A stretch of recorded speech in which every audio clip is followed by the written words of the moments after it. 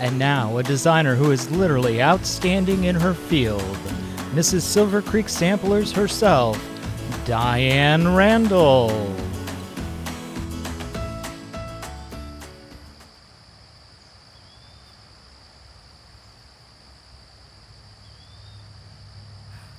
Hi everyone, Diane Randall here. Want to welcome everyone to, yes, this is my third floss tube, and I just wanted to let you know that I am literally outstanding in my field. Seems to be a beautiful day to be standing out in a field, but there is a method to my madness. I was out here inspecting this lovely milkweed that's growing wild. I am looking for monarch eggs, monarch caterpillars, to take them inside and rear them and hopefully watch them grow and release them once they hit butterflyhood. So without further ado, we're going to grab some milkweed leaves and we're going to head into the house, and I can tell you what I've been up to because I know it's been a hot minute since I've talked to you last. Over a year. So I'd say we're about due time for a nice chat. So I'll see you in a bit. So here we are in Silver Creek Samplers studio. I have not talked to you from my studio. I have not talked to you much. It's been so long. Sometimes there's not enough time, not enough hours in the day to accomplish the things that I hope to accomplish.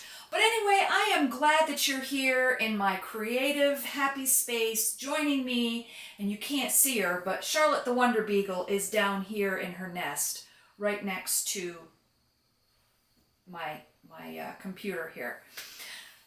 So yeah, this is my creative space, and where so many designs have been coming to life lately. You know, I was so concerned at the beginning of the year when Mr. Silver Creek Samplers and I got me moved into here from my corner in the living room, that I was so worried that it was going to just stifle my creativity being in a new environment, and that fortunately does not seem to be the case. That's not how things have played out. If anything, my creativity and imagination have just grown by leaps and bounds. And on the back of my studio door are dozens and dozens of designs that have been created and printed out just on paper form that are hanging there just waiting for their debut. So let me tell you what I've been up to, because I realized the last time I talked to you all was last May, which I know is way too long. So you saw me standing out in the field next to some milkweed. I have always had a very sweet spot in my heart for monarch caterpillars. It goes back to my childhood. I'm sure many of you, when you were in grade school or elementary school, maybe that was part of your science project. You brought in the monarch caterpillars and watched them go through all the different growth stages and turn into a chrysalis, and then ultimately turn into a butterfly and then releasing them. Well, that was part of my grade school memories as well. And when my son Colvin was younger, we also would go up into that same field where you saw me earlier and hunt down caterpillars. So this year I actually didn't bring any into the house that were in the caterpillar stage. I found them as eggs, which is really exciting because they're microscopic. The eggs are laid on the underside of the leaves. This is your science lesson for the day. So that's where the butterfly will lay the eggs, and you have to just kind of be looking around you and be willing to turn under some leaves and see what you find. And I was fortunate enough I initially found one egg on a milkweed, very tall milkweed, taller than I am, that is growing just outside my kitchen deck. And so I brought that egg in and put it in a little sandwich meat container and hoped for the best. I've never hatched an egg before. well, I guess you could say Colvin was hatched, but I've never hatched a caterpillar egg.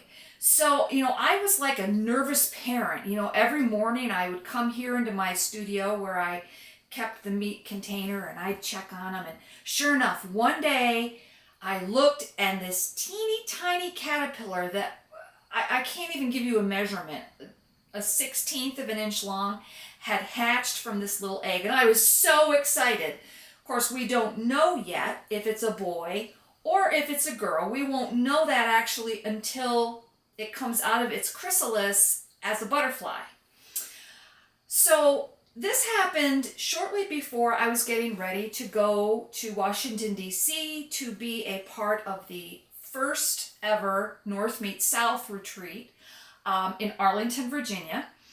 And as I was packing, I said to Mr. Silver Creek Samplers, I can't just leave this tiny little caterpillar here for several days because they need fresh milkweed. When they start growing, they're just like human kids. They can literally eat you out of house and home, and you have to make sure that they have a constant supply of milkweed because that is the only thing that monarch caterpillars will eat. So I said to Mr. Silver Creek, you're going to think I'm a little loony here, but I'm going to bring this caterpillar with us to Washington. So Monty or Monica, I'm not sure which, came to Washington, D.C. with us, and I took a supply of milkweed leaves so that I could feed it a fresh one every single morning. And it was kind of fun to see each day how this caterpillar just grows. It grows so fast. So that is what I'm currently doing. The first one that went to Washington is actually, if you hear any creaking in the background, it's just Mr. Silver Creek. He's lurking around, and so don't be alarmed. There's no stalker or anything here in the room. The first caterpillar that actually went to Washington with me, he or she is currently hanging in a J form, and it's actually he's in a peanut container that's about this big. And when they form a J, that means that they are working on forming their chrysalis. He still looks very much like a caterpillar, but he's hanging in a J, and probably in the next day, this caterpillar would be enclosed in a green case where they will be for a week and a half. So I've also added children to the studio. I have 2 little eggs that have hatched, and so now I'm in the process of watching them grow as well. So back to North Meets South. Sorry, I got a little sidelined with these exciting monarch escapades that I've been having. It was a lot of fun. It was a lot of stimulation for a country girl who has wide open spaces and is used to slower country road driving. Thank goodness Mr. Silver Creek Samplers did the driving on the way down and on the way back. But it was so exciting to be there in the nation's capital. The last time I was in Washington, D.C. was 35 years ago when I was I would have been a senior in high school. And our marching unit was chosen to march in the inaugural parade of George Bush Sr. And it was a whirlwind trip. We didn't have any time to visit like the monuments and the museums. And we went down, we marched in the parade. We did one educational day at the Naval Academy, and then we were back to Montrose, Pennsylvania. So this was my first time actually being able to see some of the monuments right there in person. Now, I saw them just in passing or from our hotel room window, but it was almost surreal to actually look across, I don't want to say across the road, but across several lanes of traffic and see the Pentagon that was sitting there and realizing what had happened there 23 years ago. So there were a lot of emotions that were going on, but overall I was really excited to be there. And it was a really fun retreat. It was held at a DoubleTree hotel. And, there were a few unexpected surprises that happened, like a lot of things that you do for the first time that you're not anticipating. But the two shops who worked together to collaborate this fun event was Barefoot Needle Art from South Carolina. And then it was it wasn't North Meets South. That was the name of the retreat. It was Stitch New England from Massachusetts. And they are fantastic people, fantastic shop owners who have a passion for the needlework industry. While I was there, there was a vendor's hall, if you will, for the retreatants to come in and shop and add to their stash like we all love to do. And honestly, it's really no different for a designer. There were a few fabric dyers who were there. One of them, it was my first time being able to actually see her product. And I acquired four pieces of fabric. Her company name is called Millennial Fabrics, and she just started dyeing fabric last year in 2023. Sarah Pullman is her name. She is a sweet gal from, I want to say Virginia, but don't quote me on that, but I'm pretty sure she's from Virginia. So these pieces of fabric at some point will be used in one of my future releases. They're all 18 count Aida because that is my absolute favorite, but she dyes all different kinds of fabrics. I picked up a sparrow. I picked up botanical, which is a pretty peachy pink. I picked up one that's called chickadee. It's a nice pastel yellow. And then I also picked up one, a real pretty bluish gray called Whisper. So I was really excited to meet a new fabric dyer because I don't know about you, but I don't think there can ever be enough fabric dyers in this industry. Because really, honestly, who can ever have enough fabric? So while I was down there, I had my Silver Creek Samplers booth set up with as many models as I could take. And things never quite get packed away the same way you packed when you actually go to an event. But everything made it back safely. We made it back safely.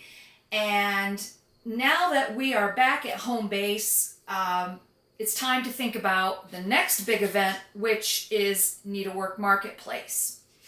And I think my dog is at the door, so I will be right back.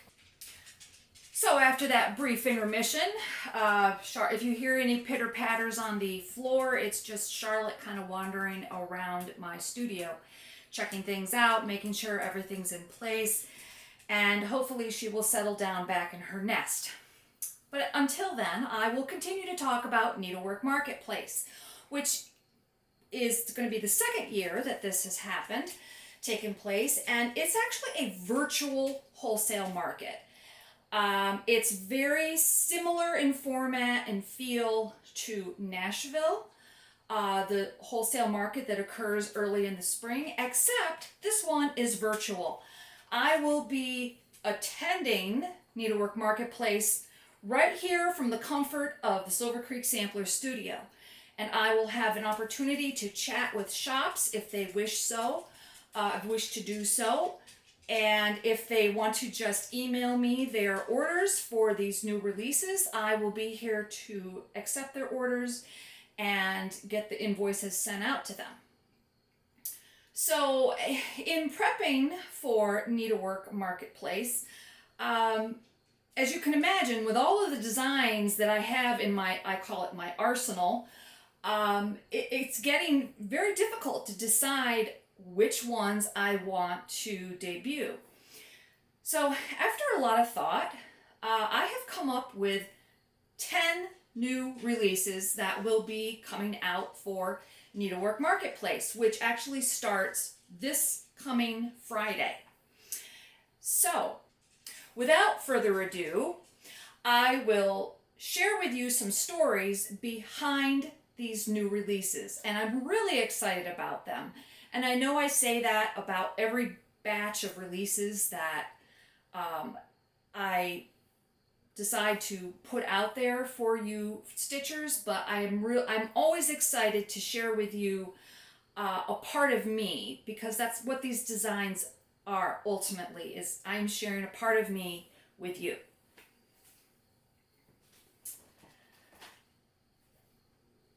This was my very first time doing a drum pincushion finish.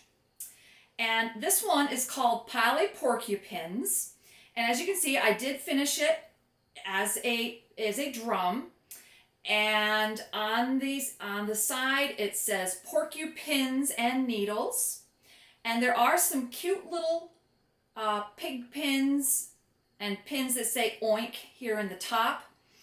Along with this pattern is also a little tiny pattern that's included to make a little scissor fob that of course says oink.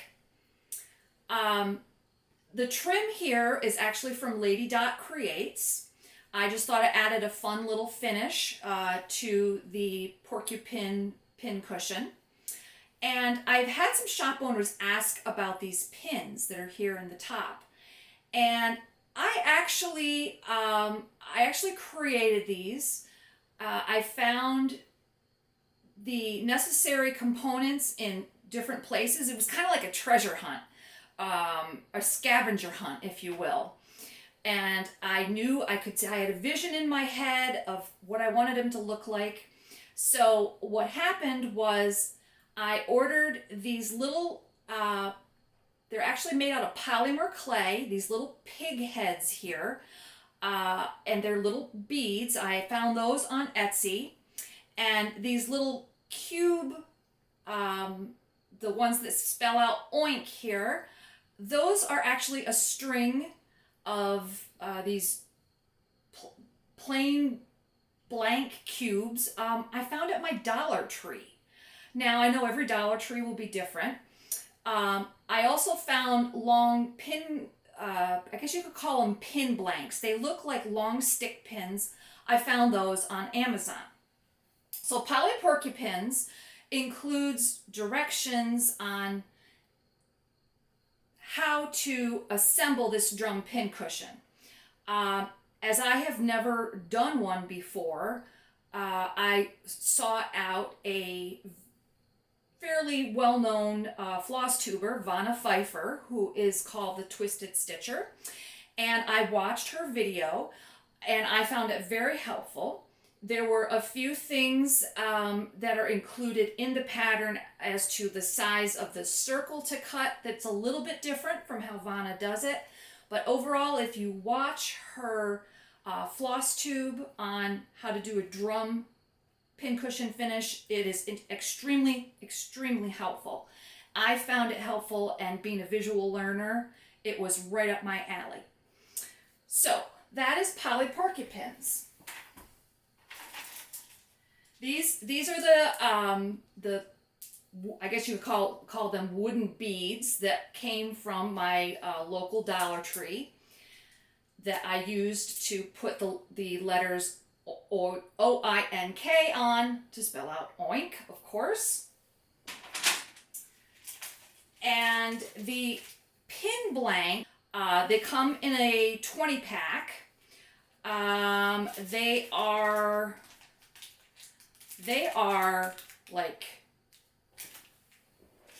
maybe 3 inches long. They're about 3 inches long. So they make a really nice, it's a nice length to make a decorative pin for a pin cushion. And these were found from Amazon.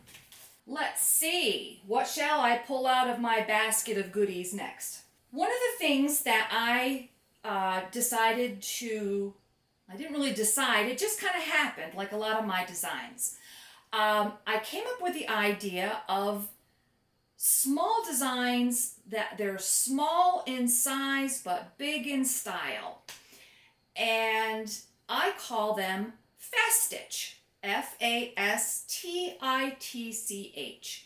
And for Needlework Marketplace, I actually have three fast stitch designs. They're printed as a postcard. The cover is on one side, the black and white pattern is on the other. So the first fast stitch that I want to show you is kind of, that's, if you'll notice, my sweatshirt says Hope. It actually says Hope College. This was Mr. Silver Creek Sampler's alma mater, but I found it very fitting to wear as I talked about a couple of my releases. Now this one is called Hope, but it's more than just hope. There's an acronym that stands for Hold On, Pain Ends. And I just felt like this was a very meaningful and inspirational design. I know sometimes when we're going through really tough times, it feels like the sun is never going to shine again. It's always going to be cloudy and rainy, and we're never going to see a pretty sunrise. It just feels like hope is the farthest thing away. And I did this to remind myself, because sometimes I go through tough times just like everybody else, that we just need to hold on, pain ends. And I finished this into just a cute little pillow here. The fabric was from Bestitch Me. It's called Sorbet. And the floss is actually floss from Forbidden Fiber Company. And again, I did use some Lady Dot chenille trim for the outside, just to add a little extra pizzazz. So this is the first fast stitch, called Hope. The next fast stitch is a little scissor fob. This one is called Sheer Madness. Get it? Like shears? Nice pun on words that I have, I don't want to say become known for, but I like a good play on words. And I just thought it was a fun little finish, quick finish. So this is a very, it's a great small design that you could stitch for if you were going to a retreat and they had a smalls exchange. I stitched this up in maybe an hour.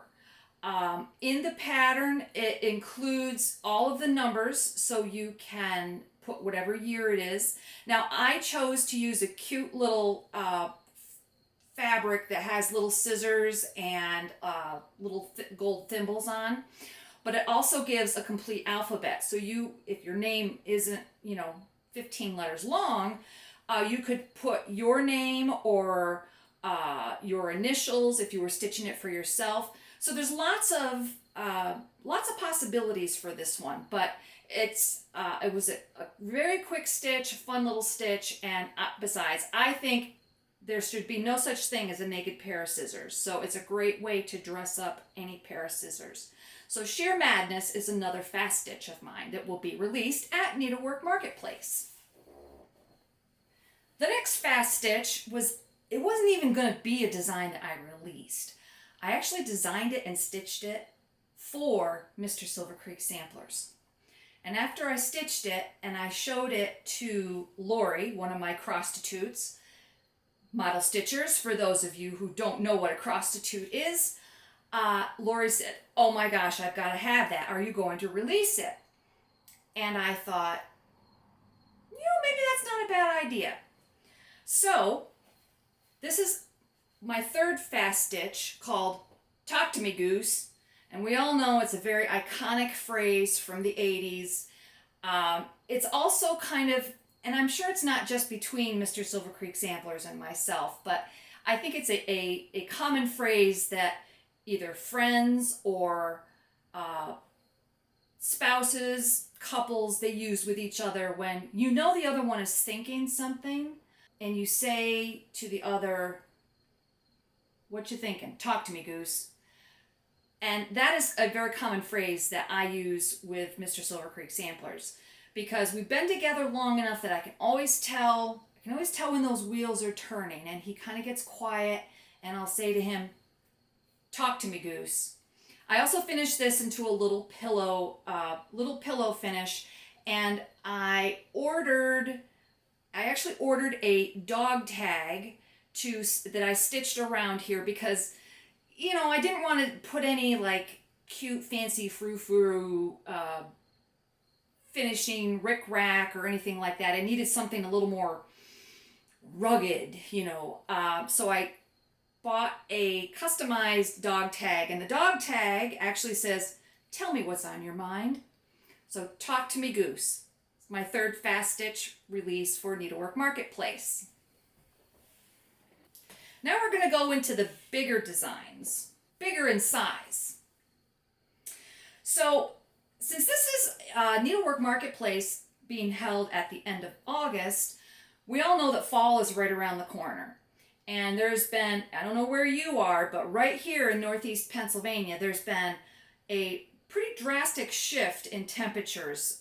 This morning we woke up and it was in the 50s, and it has been on the cloudy side, but it's been much cooler than it has been, which I hate to say this, but it really doesn't hurt my feelings too much that it's a little bit cooler, because I don't know about you, but that heat and humidity that we had a lot of this summer, whew, that was enough to make anybody melt.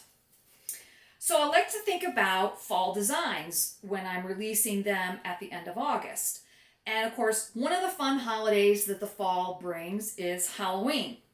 So this is called Hag's Bag Boutique.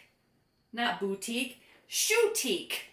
Because, you know, there's a big awesome shoe on there in fun Halloween colors of purple and green and orange, and a black cat. And one of my favorite details of Hag's Bag are the little eyeballs that are peeking out of the top of the shoe.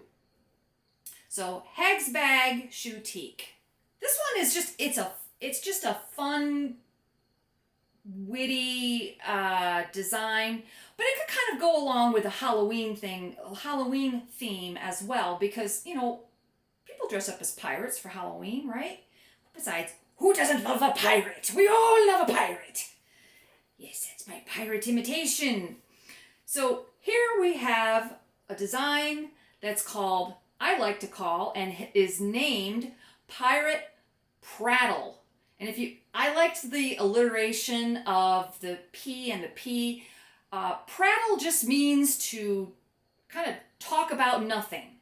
And not that pirates talk about nothing, but one of their favorite and well-known words is "arr." And you kind of have to do it with that facial expression to "arr." Go ahead, try it, because I know you are. So this one is called Pirate Prattle, and it says, "To err is human, to arr is pirate. Arr, yes. I lost me eye patch for this one, but it would have been awesome to have me eye patch on." So Pirate Prattle. This was stitched on Fiber on a Whim, Celestine. It was the first time I had used this, and I thought it made a really nice background for this fun pirate design. This next design actually goes with the Fast Stitch scissor fob.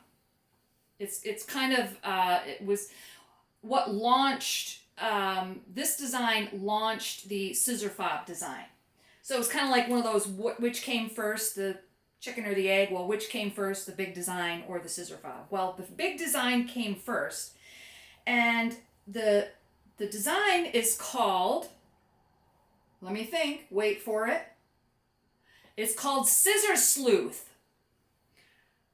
How many of us have reached for our scissors and we don't know where they went? They were right there a minute ago. One of my well-known phrases, I heard my mother say it as I was growing up, and I have said it many times here. Well, they didn't just grow legs and walk off.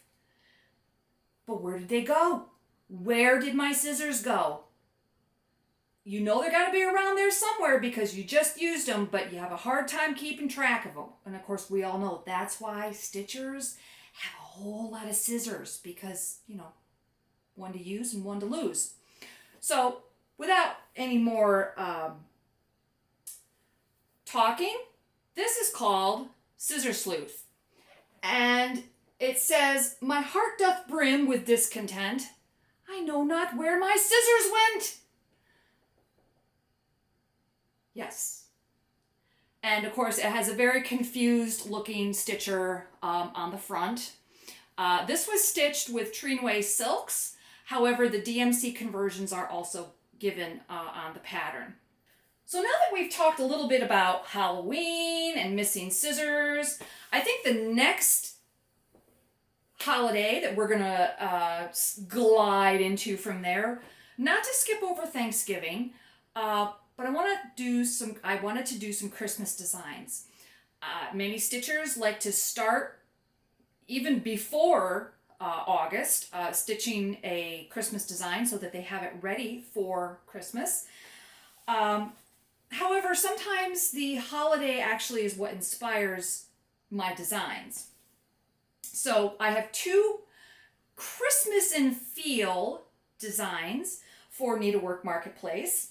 One is a sweet design that's called Love at Frost Sight, and it has a little snow globe in the center with two cute little snowmen gazing lovingly at each other within their private little snow globe.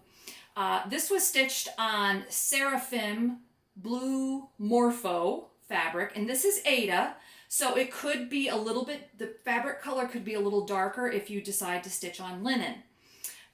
This also, as I was stitching this, if you just wanted to stitch just the snow globe part, that could be just a cute little finish for a couple who just got married or whatever. But just, you could even just take that one little element and stitch that and have a really cute little design. So this is called Love at Frost Sight. So the next one is definitely Christmas in feel. This one I like to call Christmas Virtues. Now this design, I actually had my prostitute Lori stitch all on one piece because at the point I sent it to her, I wasn't exactly sure how I wanted to finish it. So I thought, well, I'll have her stitch it all on one piece. So as you can see, there are 4 individual designs on here. The first one says Dance Like Frosty, and then Shine Like Rudolph, and then Dream Like Hermie. Now, who hasn't seen the Christmas classic Rudolph the Red-Nosed Reindeer? And, you know, the little elf Hermie who Hermie doesn't want to make toys. Hermie wants to be a dentist! And then he ends up pulling all of the Bumble's teeth. So anyway, Dream Like Hermie. He wasn't content to just be an elf. He knew he wanted something bigger out of life, and he dreamt of being a dentist. And then, of course, the very last one says, Give Like St. Nicholas. So even though these are all stitched as one on here, I think they would make absolutely adorable little ornaments, little Christmas pillows, whichever. But I just thought it was a fun little reminder of the different things that we aspire to be, especially around the holidays. Well, not even just around the holidays, but all year round. And this fabric I thought was absolutely perfect for this design. It reminded me of a cold winter day. This is Blue Ocean, also from Fiber on a Whim. And it was stitched with DMC. So the very last Needlework Marketplace release that I want to share with you, while all of my designs I feel are special to me, many of them have a very deep meaning, a very inspirational saying on it, which again comes from my life experience, from something that I've experienced in life. And I started stitching this shortly after Nashville market. Like a lot of people, I do struggle with depression and anxiety. I know that there's a lot of us out there, and it can be really hard in the winter months because the days are short, the nights are long, and because of that, it's very dark outside. It seems like, you get up in the morning and sometimes it feels like by 2 p.m. it's dark, which is an exaggeration, but there's not as much daylight. And of course, having daylight is essential for growth. But I started stitching this when I was kind of going through a rough patch back in the winter. And this design in particular is called Always Hope. And I know I have 2 hope designs, but I try and remind myself that we always need hope. Even though we may feel like I don't know where I'm going to find it. I don't know how I'm going to find it, but to always hope. This is my first monochromatic design that I have ever designed, that I've ever released. So Always Hope, it actually stitched up a whole lot quicker than I thought it would, because there's a lot of intricate curves and little details in there, but it says always find a reason to hope. And this fabric is from Be Stitch Me, and it's called Grog. And the floss was actually, I acquired it at a retreat that I went to out in Michigan, and it's by a company called Farmhouse Flossies, and she has recently started a website where you can get her beautiful floss from her website. The floss comes in 10-yard skeins, which is kind of nice. Now I used up about 2 skeins, so you'll need quite a bit of, if you use other fancy floss, you'll need at least 4 skeins if they're 5-yard skeins to stitch Always Hope. And the beauty of monochromatic designs is that any color goes. This is your chance if you kind of feel a little intimidated, or maybe you just feel like you just can't stitch something that's different colors from what the designer suggested. This is a great way to dip your toes into I wonder how it would look in this color, because there's not going to be any wrong color for this design called Always Hope. And I think it would look awesome in a solid, like in a DMC or an anchor, but I really think that this design in particular would show off any over-dyed or hand-dyed floss that you might come across. You just need to make sure that you have enough of it, because it does use quite a bit. So that is my final Needlework Marketplace release. As I had said earlier, there's been so much designing going on, and designing is my happy place. Right here in my little office / studio, it is my haven. It is my refuge. Designing is so therapeutic for me. It's just, some people, when you read a book, you find yourself just, you can imagine yourself in it, and you're transported into whatever it is you're reading. Well, that's how I feel about my designs.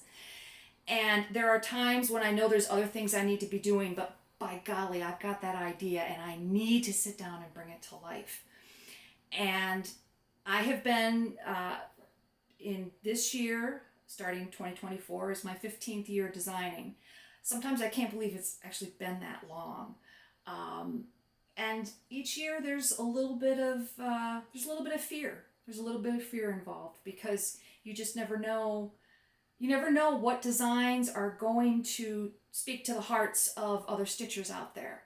And again, it's being vulnerable, because I'm putting a part of myself out there. But I just want to take this brief moment to thank you all, to thank you for continuing to support Silver Creek Samplers, for sharing your works in progress, your whips, for sharing your finishes, for tagging me in social media posts so I can see the work that you're doing, because it really does warm my heart knowing that my designs bring you as much joy as they bring me when I am creating them. And the final thing that I want to share with you is something that I stitched just for myself. And it wasn't a Silver Creek Samplers design. Back in July, Mr. Silver Creek Samplers and I took a trip to Michigan to visit his family for a week. And as I was getting my luggage and everything ready to go, I said to Mr. Silver Creek Samplers, I don't have any model ready to put on the scroll rods. Now, I know probably you're thinking, well, she's got a whole door full of designs. Why doesn't she have anything ready? Well, you got to consider that, yes, the design itself is ready to stitch, but I haven't finalized color. I haven't pulled fabric. So I said I can't go for a week and not have something to stitch on. And he said to me, well, don't you have some design of somebody else's work that you've been wanting to stitch so you could stitch just for fun? And I was like, what is this stitching for fun that you speak of? Now, don't get me wrong. I have fun when I'm even stitching my own, but I do realize the importance of stitching just for the pure enjoyment of stitching and without any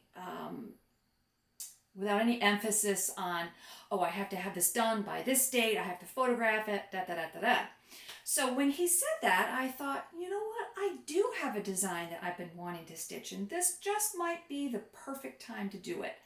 When I went to Celebration of Needlework this past May up in New Hampshire, in the back of the program book, there was a freebie from Teresa Kogut. And if you're not familiar with Teresa Kogut's work, you need to look it up, because I love her style. I can't even begin to describe it, but if you're not familiar, look her up. But the freebie that was in the back, it was called I Stitch.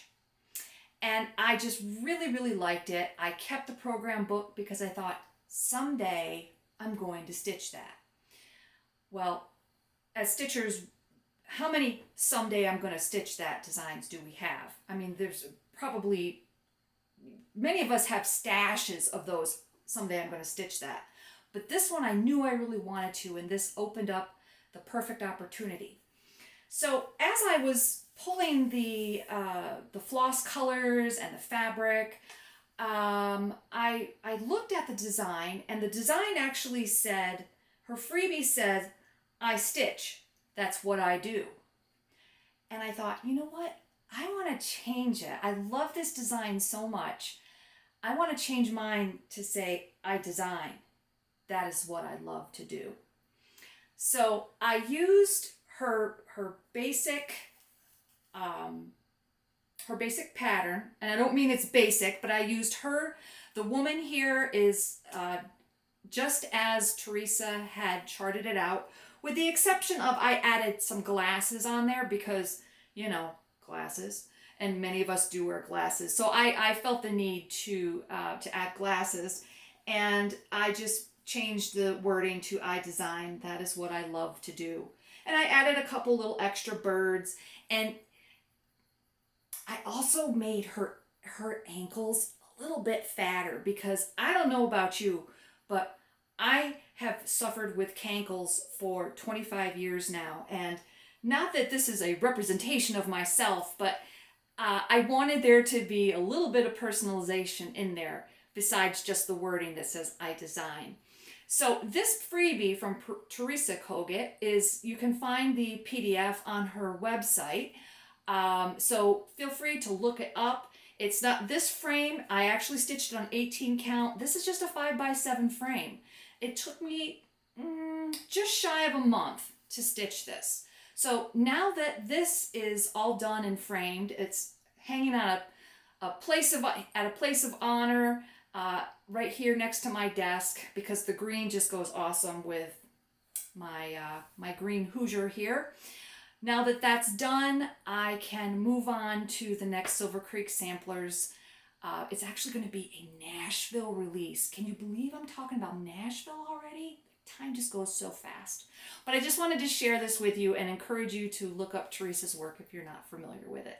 So again, thank you from the bottom of my heart. And so that basically concludes this third long overdue episode of FLOSSTUBE.